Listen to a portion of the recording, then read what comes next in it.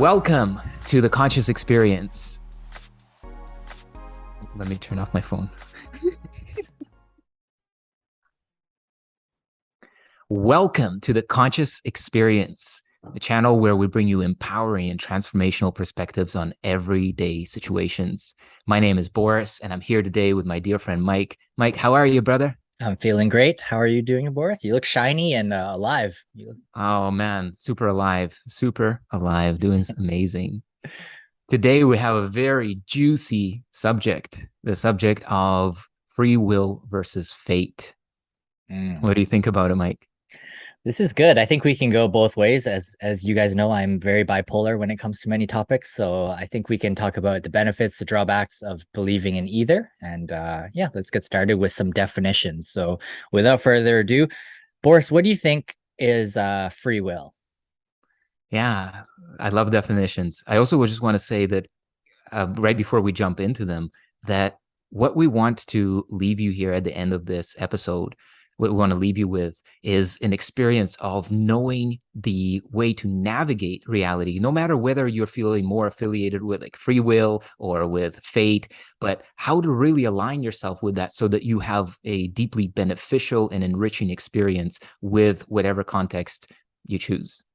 Okay, cool. So free will Free will is the sense of choice. Free will, the way that I would define it, is a sense of being able to choose what I want to choose, right? And I know that there's some good counter definitions to free will that kind of go against that. But that's what I would say is if free will is what is the will? Will is basically our ability to like express ourselves, right? My will, God's will is the idea of like expression, the idea that there's an integrity between what is, so to speak, within and what is being expressed as choice, as life, as dynamic expression. So that congruency, I would say, is free will. Yeah. How about you? What do you think about the free will definition? Yeah, I think free will has to spawn from an inherent freedom. I think in India they call this like, or at least in Tantra, they call this svatantriya, which means ultimate freedom. I think you can't have free will unless you have ultimate freedom. And to Mm. me, free will is probably just like the ability to make a decision which is separate from circumstance. And again, we're right now Wow. we're just talking about free will, but like you said, I think we hold the opposite viewpoint as well. So, Yeah. but we won't get into that right now. So that's our definition of free will. How about your definition of fate? Yeah, that was very powerful. I really like that to make, whatever choice you want, regardless of circumstances. I thought that was really powerful for free will. In terms of fate is, I would define fate as like predestiny, as a sense of like, and I would say that both free will and fate can be looked at on different spectrums because there's experience of like, let's say, blind fate. There's a sense of deep surrender and devotional fate. And then there is a sense of like, I am designing my own fate, which is kind of back to the free will. But I would say that fate is this sense that things are unfolding as they are meant to unfold. So it's also could be a sense of like not my will be done, but thine. That sense of like surrendering to the greater will of God. But I would also say that the will of God and fate sometimes also may not necessarily be the same thing. Um, we may be fated or destined by certain circumstances of our life to experience certain, limitations, certain limitations to our expression, our creativity, our joy. And that's not necessarily this sense that, oh, I'm surrendered to God's will. And that's why I'm so poor and so hurting and so sick and so disconnected. So it's also, I think, important to determine that. But I would say that the core of what fate is that I have no choice. I have no choice and it is okay with me, or I have no choice and it's not okay with me. But one of those two options, I think, is what fate really denotes. Mm. Yeah, Yeah, that's yeah. beautiful. I agree. You. I think fate for the most part is like people who believe like the saying it's written in the stars, or that everything in this universe has its purpose and that it's all kind of divinely aligned. I feel like fate is synonymous with religion or believing or spirituality and believing in a bigger power other than yourself. I think people who believe in fate or destiny are typically religious. And the people who believe in free will may be a little bit more atheist, just again, generalizing. Yeah, yeah, powerful. It makes me think about Sam Harris. Whenever we talk about free will, I think about Sam Harris and his like hour-long, really amazing discussion where he proves there is no free will. And his, basis is, we might say, kind of atheistic. It's definitely not devotional, but at the same time, it's also spiritual in the sense that like he believes in consciousness and this kind of like greater oneness, so to speak, waking up to this, but not a sense of devotion. Like there's a beloved, like there's somebody who's like crafting your destiny out of love, that kind of thing, So the reason I bring that up is because you're saying, atheism and free will sometimes go together, but also sometimes I feel like it could be the opposite in the sense that free will is this idea that God has endowed us with free will. But in atheism, it's like basically even the whole idea of the universe starting is this idea of chaos and just random situations, and then the same is then projected onto our own experience of the brain and the body and the nervous system, and they say, "Oh, look, it's just electrical impulses. You have no will." Mm-hmm. All right, let's draw from some different examples. So the best analogy I like to use for determining whether somebody believes in fate or free will, it's actually a very common question I love asking new people that I meet, whether it's dates or just like strangers I meet on couch surfing. I like to know their answer to this fate versus free will question. So the analogy that I use is the pool table analogy. So basically, I ask Boris to break a pool table. So he's getting ready and he hits it, and then all the balls go in their separate chaotic places, and they all come to rest, whether that's in the hole or not in the hole. And then I tell Boris I'm going to reverse time back to the point where he's about to break it again. And then my question to Boris, or the person that I want to know this from, would be, do the balls land in the exact same position, pixel for pixel? Like, and so what do you think about that, Boris? I think, of course not, because you modify time. Like we have an experience of a previous time segment that was rewound. So I feel that that is going to ripple out and change the experience of that replay. But it's an interesting way. So you're basically saying, what if time was reversed? But again, like we talked about in our previous episode, it's like when we use deeply like conceptual and experiences where there's no way to actually test them, I kind of find like this is it's like there's no way to, so to speak, prove it or disprove it. Mm-hmm. I mean, my answer would be that they would go in the exact same position, just because given everything about the temperature in the air, the way your arm twitches, the strength of your arm at that certain time, your thoughts going into it, everything reverses back to the same thing, the music that's playing, whatever, the way that you're breathing, the way your heart's beating.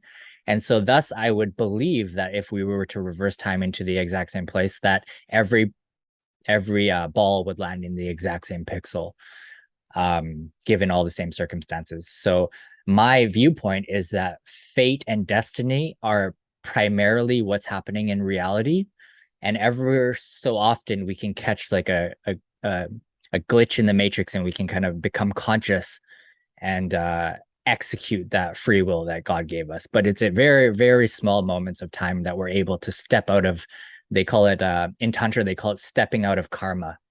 So you have Tantra, Yes. you have basically the Buddhists who believe in karma and that it's inescapable. And in Tantra, you have brief moments where the divine recognizes itself and is able to use the powers of God, which is the power of free will, to change reality and step outside of karma, which is outside of circumstance. Yes. So I think what's emerging is this kind of model where there is both, right? They are both and they're simultaneously active. One way that I want to kind of present this and think about this is that, like we were saying, that like free will is the ability to make a choice regardless of circumstances, to make a free choice not a coerced choice, not a choice that's like predetermined, that everybody who's in the circumstance will make the same choice. But it's the ability to, oh, okay, you know what, even though my house is burning down, there could be a choice not to cry, not to feel loss. There could be a choice that is very different. But But even here's the that thing. is circumstance, right? So even the circumstances of your life to allow you those thoughts to make that decision was a circumstance before. Yes. Yeah. So we are in this essence like primed for a particular choice. But like what you're saying is that sometimes there might be a glitch and we might make a different choice than what we're primed to, what we've been conditioned to, etc. But I also want to kind of go even higher level in this and really take a look at humanity and human beings and say, human beings, and this is a very interesting thing. Let's explore this. Like, not everybody has the same access to free will. Okay, this is the idea. And the idea behind this is this. It's like, whenever you're not aware of the various programming factors, of the various like subconscious influences, your childhood influences, your various propensities, you're basically acting, as the Buddhist would say, you're just in between this craving and aversion. That is the limit of your free will. But how can we call that will free? It is not free. It is basically like it can only respond to these two impulses, right? But there is, and that is the whole point of like spirituality and what the Buddha presented to us, there is a way to step out of that stream, to step out of the stream of craving and aversion, which is only possible through expanded awareness, right? So it's like, if I'm like, oh, I like this, but I don't like that, so then I know what my choices are. And my choices are limited by my perspective of my likes and dislikes and all of this. But if I become aware that I have an ego that has likes and dislikes, if I become aware that that there is perhaps a different mode, let's say like this for now, of navigating life, that maybe it's not based on my likes and dislikes, maybe it's not based on craving and aversion, and we can explore what it might be based on, then perhaps our awareness can illuminate a new choice. Because before that, we basically have only the choice to go along with our own programming, which means our own likes and dislikes. But is that free will? And I would argue to say that this is not free will. And that's the reason why most people are experiencing a life that is fate and predestined, and not beautifully so, predestined by these propensities that cause suffering, that Buddha said this is the cause of suffering, craving, and aversion. Nice. Before we go into the pros and cons of fate or free will and the belief in either of them, I just want to also step higher up into the viewpoint of Tantra, which again says that God has both fate and free will, and the way that he or she executes this is in Tantra, it's the masculine, so I say he. His fate. Oh no, let's start with free will. So his free will, out of his own freedom and his own swatantriya, his free will, he chooses to create duality. He chooses to create two. So Boris over there, Mike over here, and this is our experience. So he chooses to step into the game out of his own free will. His fate is to find love or unity. So out of this initial inherent free will, he creates the fate to find love again. So whether it's in another person or just realizing that everything is love and everything is one, that is his fate. So that's just the tantric perspective. So he has those two inherent qualities within him. Nice. So yeah. Yeah, no, let's keep going. Like, let's go slow with this. This is really good and really juicy. Is there more you wanted to say on that? Nope, that's essentially it. So yeah, just that they both exist. They both exist, and they're actually intrinsic parts of like one mechanism.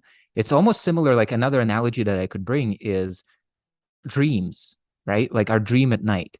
So like we go to sleep and we can say, wow, boom, a world opens up. I'm so free, right? And then when people are practicing lucid dreaming or astral projection, they have this experience of like, wow, like so many limitations are gone. I can manifest instantly. I can go anywhere. I can experience myself as anything. Beautiful. But we also know that there is something predestined. No matter where you go, no matter how magnificent, how many years your dream lasts in your dream time, we know something about it. It's going to come to an end. This is predestined. You will wake up.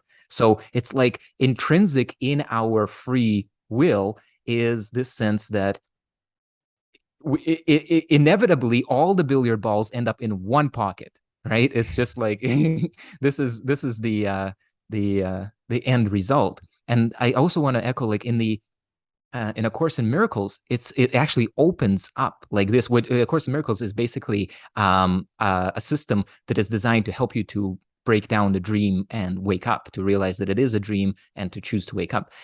So there it says that your free will, it only operates in terms of in terms of like how long you will resist waking up. It says, but the fact that you will wake up is required, is foundational to this experience. So you can use your free will to delay the inevitable by playing around, being creative, living lifetimes of art and beauty and anything, or suffering. But in the end, you always have to wake up. Nice. I like that. Okay, so let's move into the 4 quadrants of pros and cons on each side. So let's start with fate. What do you think are some of the pros in believing in a fate or a destiny? And then we can move on to the cons. It really depends on the observer. An observer, it really depends on the level of consciousness of the individual. It's like somebody who is in a state of love, somebody who has a sense of oneness, a sense of like, yes, I'm getting to know who I am. I get the sense of awakening. I get the sense of what's true and what's not true. That one can look at a life of fate and be like, I am blessed. Like God is leading me. The Holy Spirit is leading me. Every bit of this dream. This is what also the Course in Miracles says. Like, what could you possibly fear or sense that you lack if you knew that your entire journey is designed by one who has only your best interests in mind? So this is that sense of like the Holy Spirit leading me. It's destined. I don't need to do anything. I fully surrender. You lead me. You tell me where to go. I'm willing. I'm able. Send me forth. I don't care what it is because I am in your presence. That kind of space.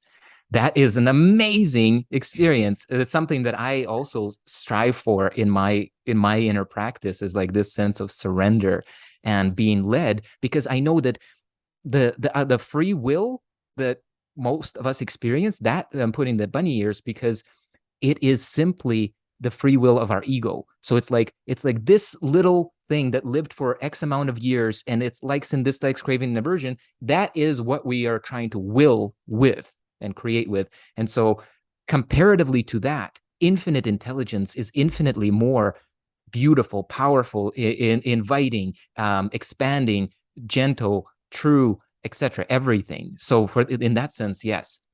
But I want to also look on the dark side, because there's people who suffer greatly, who have no sense of God or oneness, whose experience of love is simply attachment.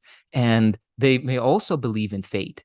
And they may feel like, oh, even spiritual people, I know that there's people who believe in karma, and they're just like, you know what, I can't do anything about this. This is my karma of this lifetime. Maybe next lifetime I will be more fortunate. And it literally, they're like, they can't get up to make a difference in their own life because of this perspective, this belief, this sense of like, oh, I'll get another try later.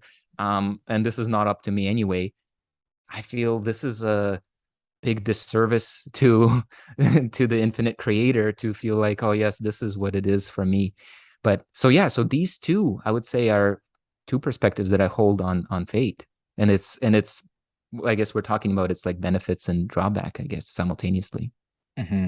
Yeah, if you guys don't believe in fate and you've never stepped in the perspective of this is all divinely aligned in the right timing or divine timing, it's like Boris is saying, it's a miraculous experience. And I don't stay there very often. I know, Boris, it's a continual practice to remember this aspect of reality, but it's amazing because when you meet people, whether it's somebody new or it's somebody that you already love. It's like, Boris, you had mentioned in a previous episode, it's like out of the billions and trillions of infinite possibilities, there is one standing in front of you right now. And so that recognition of the miracle of this moment aligning with the stars and everything moving perfectly is very beautiful. So this is why, again, I lean more on the side of surrendering my own ego, like Boris is saying. There, the free will is really just an illusion most of the time, to fate. So let's go into the benefits and drawbacks of free will now. So what are some of the benefits of free will? Yeah, free will, I would say that the benefits are kind of this obvious sense of like freedom. When you see what's happening, for example, in America right now with, let's say, that more like patriotic kind of Republican movement, it's this sense of like, well, like don't put all of these different taxes and restrictions and rules. Like let free enterprise be free. Let us use our money however we want to use our money, etc. That sense of freedom, that sense of like I can do what I want to do, which in essence really means like I get to follow my programming, but I don't get to follow your programming, and so I feel free. I don't feel like your programming is imposed on me, only mine. And I don't really look at that as programming, right? In that context. So I would say that this is the benefit when you're feeling like, oh, okay, there is free will. You get to have the sense of like creatorship, this authorship, this sense of like, yes, I'm responsibility, which is another very powerful thing.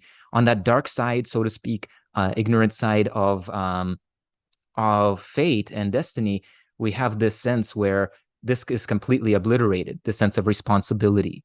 And so it's hard to even like kind of get your bearings. But I think that the big benefit of a sense of free will, the belief in free will, is this sense of responsibility, the sense of like, yeah, I am responsible for my livelihood, my actions, my outcomes. And I think that the entire realm of personal development and the whole motivation world is really based around this very foundational idea that you can change your destiny, right? That you can rewrite it, that you can make a difference in your life, and you can even use everything that happened in the past as fuel for this to unfold. So it gives you a sense that it's possible to experience change, and that I can do it. You know, maybe I need more resources or whatever, but I can do it. It is ultimately up to me. Let's say it like this. Yeah, some people, I feel like a lot of people feel like free will or just like a subconscious belief that they have so much control in their life is exactly what you said. The darker side of responsibility is that exactly, it's responsibility. So like the fact that they have freedom of choice to make a life-changing decision, like should I get married, should I enter this relationship, whatever it is, creates a lot of stress in their life. And I think this is one of the reasons that people also seek religion or spirituality, is to start believing in a higher power that allows grace to kind of guide them, rather than this what is that famous thing, decision fatigue or something like that, where you have too many options. Yes. So yeah, that is a dark side of having belief that you have control over this reality or free will. Yeah, that's essentially, that's a really potent drawback. I didn't even have that kind of in my mind, but you're right. So it's like when you feel responsible, how did you put it? Like, so in the sense of having free will and you feel responsible, and yeah, with like a million different inputs in your brain now with social media, it's like people have this decision paralysis, right? So whenever you have to delay, it's like the devil's taking over. You stop believing in a universe that is friendly. Yes. And I mean, and so what also breeds from that is like a sense of like shame, right? And guilt, and maybe like self-attack. I was listening, Kyle Cease had an event this past weekend, and he was talking to a woman on there.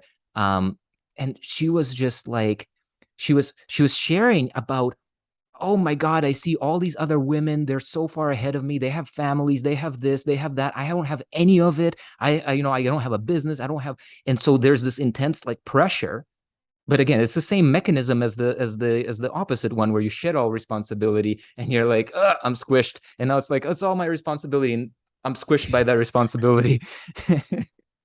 But yeah, so this is where I think, well, all of that sense of anxiety, depression, fear, FOMO, FUD, all of that, it really comes from a sense of responsibility. Because if you had the sense that I'm being led by God, I'm being led by an infinite intelligence, like I'm being shown the way, lead me, be very different, right? Yeah. Okay, that's interesting. We did cover a lot already. I'm trying to think of a cool question to you. What do you think if I said, Boris, I have this person here, complete atheist, only believes in the power of his own free will. What would you say to this person to maybe he's like he's also in this archetype that we were just talking about. He's stuck. He's feeling a little bit of overwhelm. What would you say to somebody like that to help him maybe understand the concept of fate or destiny? Yes. If we really look at it, they are continuous with each other. Have you ever seen that image of like the snake eating its tail? Or even the idea of the driving and having a steering wheel. It's like this side goes down and this side goes up, and they're basically one experience. So we can actually get to freedom regardless of where we start at, whether it's free will or fate. We can get to a sense of freedom, which means a sense of, I mean by that, a sense of fulfillment, a sense of rightness.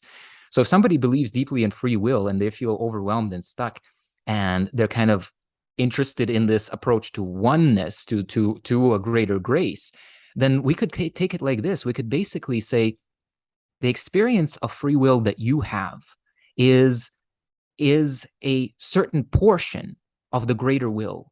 And we could say, look, behold, the world is operating, right? The world is operating, and it's not, you don't have your will in everything, right? So it's clear to you that your will is limited, and there's other people with their own wills, etc. So with this, we can say, okay, what is the will that is operating in the way that the planets move, in the way that plants grow, in the way that the bees and the flowers and the trees all come together in this? Is there some kind of a will? Is there some intelligence? Typically, a person can say, yeah, there's some kind of intelligence. There's some kind of order to this experience. So, and it doesn't have to be that there's God, but I would say to this person, say, so this spot where you feel your will, how would it be if we could explore this possibility that your will could actually expand? So instead of your will being only this experience of like my ego and my body, what if we were to expand? Do you have a will, for example, for your family? And they might say, well, or like your girlfriend or whatever, they might say like, I want something, right? For her, I want some, so you can kind of get the sense of like, we do want to extend our will beyond just ourselves. Okay. So we're kind of triangulating like this. Do you have a will for like the welfare of your country? Like, is it going to go any particular way? So what we're doing here in this conversation is we're kind of like expanding the sense of self. Now, with the more that we expand the sense of self from, oh, I am just this ego encapsulated by a body, to, okay, well, yeah, I get the sense of my family. I have a sense of self there, and sometimes larger and larger. And so we're basically introducing this space of like, well, what if we were to open and allow to contemplate this experience of like, how would it be if you allowed right now through your individual portal, your individual will, to allow the will of the universe to move through? Like, what if you were going to ask, let's say, oh, okay, here I am, I'm standing on the beach. Like, what is my universal will? What if I'm actually the one infinite creator? What if I'm not separate from this? And if there's like conflict or like misunderstanding there, I would say, okay, but let's take a look at the example of dreams. In your dream, you are initially only responsible for this one body, but you know that the entire world exists within you. Like even those people who speak different languages in your dreams, all those buildings, all those animals, those trees, they're all actually succumbing to your will, aren't they? Or is there another will inside of your mind that is like doing those? Yeah, no, yeah, okay, I get it. It's all me. But it's the very same thing here. So we have this sense, and now, okay, our sense of self is just very limited to this. But if we begin to expand it, and we say questions like, okay, so what is this greater will that wants to unfold as this moment? And can I be a cooperative component in facilitating it? and then say, well, wouldn't it make sense that this greater will has much greater intelligence? Wouldn't be an interesting experiment for you who has already great intelligence to be like, okay, how can I tap into like a universal sense of intelligence that's organizing the stars and the fish in the ocean and the fruits of the trees and all of that? So I would kind of begin to go like this. And as our sense of self can expand and we can have this sense of like responsibility maybe, or stewardship over greater degrees of self, then I think we can begin to tap into also this, not my will, but your will be done, that greater will. And whatever I need to know of the greater will, perfect. Drop it in for me here and I'll execute because I know it's going to be perfect. So kind of maybe like something like this. Nice. Another bravo for the A to Z guide for people that want to switch from believing in their own free will, their illusion of free will, into that universal space of action. That's amazing. Let's just flip the roles real quick because we have a little bit of time. So let's say somebody who only believes in destiny, and maybe they're not experiencing the fullness of the destiny that we were talking about, which is, again, its inherent destiny to realize love again or recognize itself, but they're experiencing a destiny that feels more like a fated end of something that they're just along the ride for. So how would they step into that power of their own free will? Maybe you can even use an example in a relationship or financial or something. I think that's, again, like what is the source of that destiny? What is the source of that will, right? For that individual. If the source is God, if the source is like this universal intelligence, even if we say, okay, karma, but okay, so who designed karma? Who wrote that code, right? Like that sense of, am I actually interacting with a beneficent being? I'm not saying individual being, but the beingness. Or is this, again, like, am I fated by chaotic elements as use like... use the war, for example. So somebody may be stuck in the Ukraine or something. And now this is like, the question is like, what is my fucking destiny or my fate? Is it positive or is it negative? But how could it be negative if the source of it is God, right? Like this is why I'm saying like the regardless if it's a Ukraine war or if it's like a question about do I get an abortion or not, or if it's like whatever intense experience it is, for fate for destiny to liberate you, the destiny has to be the authorship or authored by love, authored by God, authored by that which you consider to be beneficent force of the universe that actually loves you and loves its creation.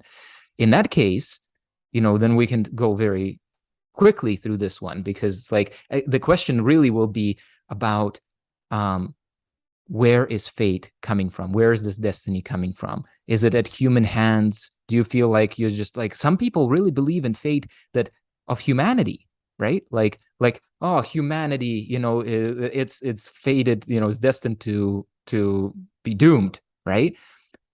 Yeah, humanity, but humanity is not self-authored. Humanity is not, so to speak, again, it has the illusion of free will within the dream, but it is an expression of some greater consciousness. So to come to a sense of grace in here is to really connect with, whether you believe in karma or you believe in fate or you believe in destiny, to say, okay, but hold on, isn't, if it's karma, isn't it like the Brahman, the absolute? So what do I know about Brahman? Oh, I know it is omnipresent, omniscient, omnipotent. Wait a second. That means that it is right here where I am. That means that this individuation of consciousness is itself. Well, then how could it be that I am without its love or grace?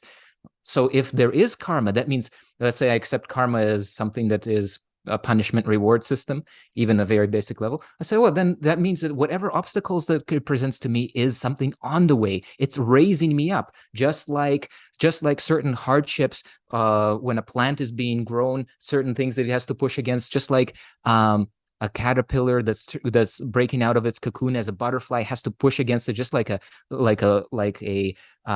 bird breaking out of its shell, out of its egg, has to push against it, and that strengthens it, that qualifies it for emergence. So in the same way, I say, okay, yeah, all of these obstacles, everything that is destined, all of this fate, I know it is a gift.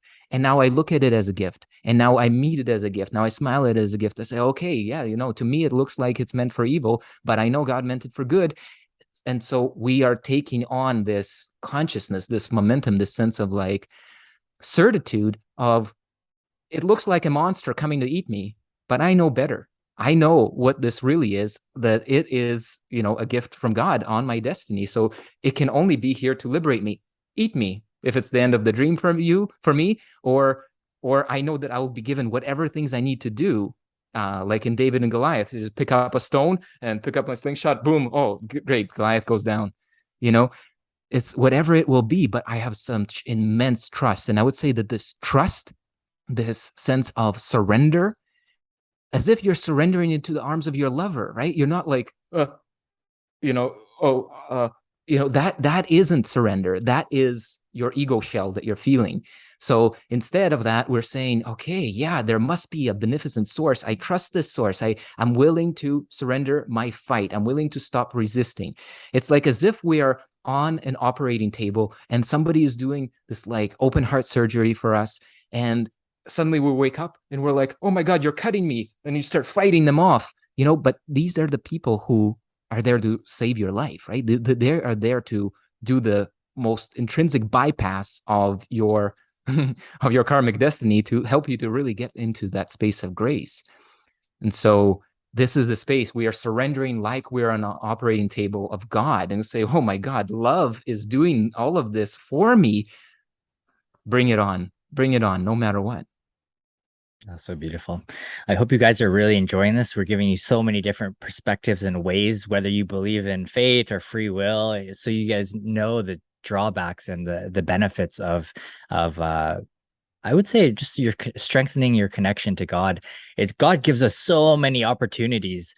It's like sprinkled all around us in every single moment. There's the opportunity to become conscious, to awaken, and to be filled with grace. And that choice, that power, it's like he's giving you the opportunity of free will in each and every millisecond, to recognize him again, to fall in love through surrender, or maybe strength, whatever it is. He's giving us all of these opportunities all around, to step into his free will.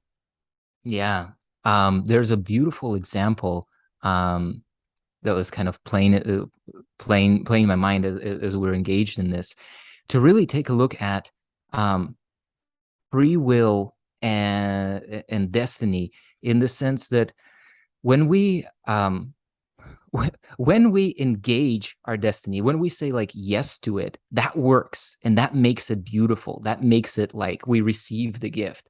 If we say yes to the free will and we're doing our best to like steward it and make our beautiful best choices, that also works. The main thing is that we essentially want to open into a space of awareness, right? Awareness. When you're aware of what is, it doesn't matter, because when you are deeply aware, you will feel the dreamlike quality of life. And you will feel also the moment that this becomes more dreamlike, you will find a sense of somewhere here, I kind of feel it in the back of your mind, back of your awareness, this sense of like intelligence, this sense of presence, this sense of grace. And so it's like, we may not have, I would say also like this, there seems to be a lack of free will. This is what Sam Harris based his whole explanation on. He said, look, the brain signals fire off several milliseconds before you are even aware that you want to push the left or the right button. So clearly you are just a machine. And I would say he's correct. This is a machine. This is predestined. But at the same time, there is one within it, which we may call awareness, consciousness, soul, whatever we may say. There is an incorporeal reality, non-material reality that is aware of this, that does forever have freedom, that is not bound by limitations of the body, nor even the thoughts or beliefs. It witnesses all of this, And at the same time, it is absolutely free. And it is actually this aspect of our awareness of ourself that we discover, that illuminates itself in our being, in our experience, and we suddenly do feel free. We feel both free and greatly taken care of at the same time, right? So sometimes I think that it could be useful to think about the fact that no matter what, I do have the freedom of how I perceive what is unfolding in this moment, including even my inner world. Like, oh yeah, I have all of this hate for this and that, and it's like, oh, as soon as you open up that next level of awareness, it's like, oh, this is just my programming speaking. This is just like places where I haven't had enough love. These are just like places calling out for my love and attention. I don't need to do anything about it. You are welcome to be in my body. Hate, thoughts of hate, fears, whatever. And then suddenly you feel like, wow, they're not a problem of any kind anymore. So I do feel like it's really important to highlight that I think at the level of consciousness is forever free. Awareness is forever free. So it's not it's not destined in any way, except it's destined to be itself. It cannot become not itself. I guess that is its limitation. Its destiny, its fate is that it will never become not awareness, not consciousness, and some other thing. That's beautiful. I wonder if we'll take a slight tangent here and see where this goes. We can choose to keep it or not. But I was just thinking of when our first experience as a child of fate or free will took place. Like, when did we become conscious as growing up about free will? And then I would say further to that point, we can take this wherever we want. I wish in schools, at least here in the West, like Canada and the US, we would talk a lot more about fate and destiny, because everything in the school system and the industrial age is really set up for you to control things, which is your own like free will, right? Like, since we're young, it's like you have the choice to learn math, you have the choice to do this, like. But maybe if we were taught about destiny and maybe finding our purpose or our end goal, that would be a much better focus. I mean, we can tear apart so many things in the school system. I think that's, it's not as if that model can be even revived. I think it's just going to probably die out, and there's going to be a different model. But the question of like, when in our development do we become aware? It's like, if we really think about the way our parents train us, they always emphasize that we have free will, right? And they never admit the fact that we're just human beings under the illusion of separation, and we're following hypnotic spells, basically, But I think right from the start, it's like, Boris, I told you to do this. You're a good boy if you do this. If you don't do it, you're a bad boy. So it's like that part is always there. It's like, I am free to be good or bad if I do what I am told to do. That's essentially it, right? Your free will in each moment is just like black or white. Dang. Yes. Yeah. It comes down to that, I think. Yeah. And this is another aspect, really important, like that black and white thinking. It is a very prevalent thing in humanity. It's like, we think sometimes, oh, free will, a choice pops up, and it's like, oh, I'll either go left or right. But don't you see that you have already been like hoodwinked, in the sense that there are not just two choices? But many times we think like, oh, will I have this relationship or not? We don't think of the fact that this relationship can be like 50 different kinds of flavors. And maybe this person wants like the same things that you want out of this particular kind of relationship. We don't see that. It doesn't get promoted to our awareness. And so we are operating in this like, yes, no binary system. This is another place, is like when awareness begins to dawn, the choices become more and more illuminated. Like, you start to see that the false duality, that rock and a hard place, is always false, but the mind always promotes this to say, oh, it's either like this or like this, choose your side, you're either with us or against us. I remember George Bush's address, if you're not with us, you're against us. It's not true. Absolutely not true. Absolutely not true. There's so many other flavors available. Yeah, it's almost like we're all living our lives literally according to one of those choose your own adventure books, and you're given two choices, and we're like, yeah, I love the game, but really it's like, You probably have like you're saying at least 50 choices, not just two, but we like Yeah. we're just like, I have the free will, I can make two choices, but like you said, I don't know the word you used, hooplod or something. Hoodwinked. Hoodwinked. Hooplod. I also want to think like there's another relevant aspect that's coming to my awareness about this conversation. And it's like there are, I want to speak to the community of like, let's say manifestors, reality creators, like all of that space of like, hey, wait, I make my own reality, right? And this is a very interesting distinction that I found, and I've gone deep also into this work. One of my favorite teachers by far is Neville Goddard in terms of conscious reality creation, let's say conscious dreaming, lucid dreaming in your waking state. The OG guys. The Check OG, him out. absolutely. Neville Goddard. Amazing. So what I understood from his teachings, I don't think he ever really says this, or maybe he does. He does, maybe in an older fashioned way. But basically, he talks about how our waking state is almost 100% pre-programmed and predestined, but we are not. And so here's how he makes that distinction. It's like our waking state is simply a playing out of something that we have already agreed to within our consciousness.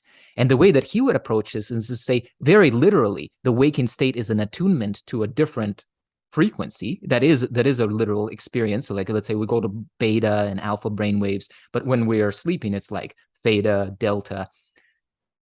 In those states, he calls it a state akin to sleep. So for you to release awareness of what is already manifest, release, past, future expectations, past memories, present story, release Boris, release any kind of association to this world, go within yourself. And it's as if you open your inner eye to a new reality. And you're like, okay, so I have this life, and then it's like, I have this conflict, and I see myself, and this person is approaching me, and he says, I am so glad we got over that conflict. I value your friendship so dearly. I'm so grateful that we're here now. And I see that in my mind's eye, and I accept that, and I shake his hand, and I kind of, give it all of the vividness of reality. That, he says, plants a seed that in our waking state, then it actually then programs us. Our destiny, our fate is programmed by our, let's call it higher self, more conscious self, but by ourself. And we play it out. And this is like how in his model, that's how the entire space of reality creation unfolds, is that it is envisioned first or accepted first in consciousness, and then it plays out in our waking state. So when we're trying to make a change here, as like in the middle of the moment, you're like, oh no, I don't want to go there. You are almost compelled to go there, but you can resist and you can forget that, everything's okay and you're following your destiny. But in essence, you have no choice. It's like you already jumped out of the plane. Yeah, you have a choice of like when you're going to pull your thing, but you have very little other choice. There's not much else you can do. You can't go back and choose a different adventure. And that's his relationship to like this waking state, which is basically a pre-programmed mechanical karmic experience.